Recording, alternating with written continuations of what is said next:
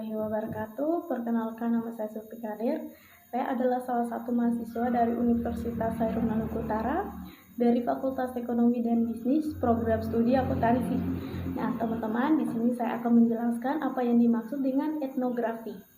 Etnografi adalah sebuah bidang penelitian ilmiah yang sering digunakan dalam ilmu sosiologi, terutama dalam antropologi dan beberapa cabang sosiologi. Etnografi juga dikenal sebagai bagian dari ilmu sejarah yang mempelajari masyarakat kompleks etnis dan formal etnis lainnya. Etnogenesis, komposisi, perpindahan tempat penduduk, karakteristik sejarah sosial, juga budaya material dan spiritual mereka. Etnografi sering diterapkan untuk mengumpulkan data empiris tentang masyarakat dan budaya manusia. Pengumpulan data biasanya dilakukan melalui pengamatan partisipan, wawancara, kuesioner, dan lain-lain. Ilmu ini bertujuan untuk menjelaskan keadaan masyarakat yang dipelajari, misalnya menjelaskan sebuah etos melalui tulisan. Dalam biologi, jenis studi ini disebut studi lapangan atau laporan khusus. Keduanya digunakan sebagai sinonim umum untuk etnografi. Kegiatan dalam etnografi yaitu menganalisis dan melakukan pengamatan terhadap kelompok sosial atau penduduk budaya tertentu. Kegiatan ini dilakukan secara langsung dengan subjek yang diteliti. Hasil pengamatan dapat ditujukan pada orang dan lokasi tertentu sebagai objek etnografi, juga berbentuk empiris dengan dasar riset lapangan.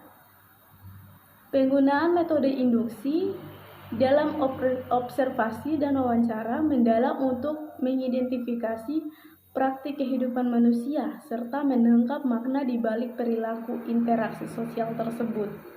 Kegiatan etnografi difokuskan pada perilaku budaya oleh kelompok sosial dan melihat bagaimana kehidupan sehari-hari yang dilakukan oleh kelompok tersebut. Sebagai subjek yang diteliti, tugas seorang etnografi hampir sama dengan investigator. Tetapi yang membedakan adalah bahwa seorang etnografi mencatat, menulis, dan mengabdikan kehidupan sehari-hari kelompok orang tersebut dalam kurun waktu tertentu. Kebiasaan, cara berpikir, serta perilaku subjek yang diamati, dicatat dan dianalisis secara mendalam oleh seorang etnografi. Perkembangan etnografi dikenal semenjak ilmu antropologi muka berkembang pada akhir abad ke-15 ketika suku-suku bangsa penduduk Afrika, Asia, Amerika, dan Australia mulai didatangi oleh penjajah dan bangsa Eropa. Awalnya, bangsa penjajah memiliki misi melakukan wilayah baru tersebut, namun pendapatan kendala seperti perlawanan dari penduduk asli. Perkembangannya, penjajah lain yang bertugas sebagai musafir, pelaut, pendeta, penyiar agama Nasrani, penerjemah kitab Injil, dan pegawai pemerintah menulis kisah perjalanan ke negara tujuannya tersebut yang dihimpun dalam bentuk buku harian. Adapun jurnal perjalanan berupa deskripsi tentang adat istiadat, susunan masyarakat, bahasa, dan ciri-ciri dari beraneka warna suku bangsa di Afrika, Asia, Oseania, yaitu kepulauan di Lawan Teduh, dan suku-suku bangsa India, penduduk pribumi Amerika. Etnografi oleh bangsa Eropa pada saat itu adalah berfungsi untuk mengetahui penyebaran kebudayaan manusia, membangun koloni-koloni atau jajahan, dan mencari kelemahan suku asli kemudian menaklukkannya. Berakhirnya Perang Dunia II, etnografi berfungsi untuk menerapkan ilmu-ilmu lain, terutama untuk melaksanakan program pembangunan. Dari segi ilmu, etnografi dapat didefinisikan sebagai salah satu bagian kajian ilmu antropologi yang secara holistis mendeskripsikan kebudayaan suatu masyarakat, suku, dan bangsa berdasarkan hasil penelitian lapangan pada kurun masa yang lebih akhir atau terbaru. Sedangkan ilmu etnografi sebagai ranting ilmu sosial bersifat dinamis, berkembang mengikuti temuan-temuan penelitian bidang sosial, terutama antropologi dan sosial budaya. Etnografi sebagai laporan penelitian maupun sebagai metode penelitian dianggap sebagai dasar dan asal-usul ilmu antropologi. Siklus penelitian etnografi yang pertama itu pemilihan proyek etnografi.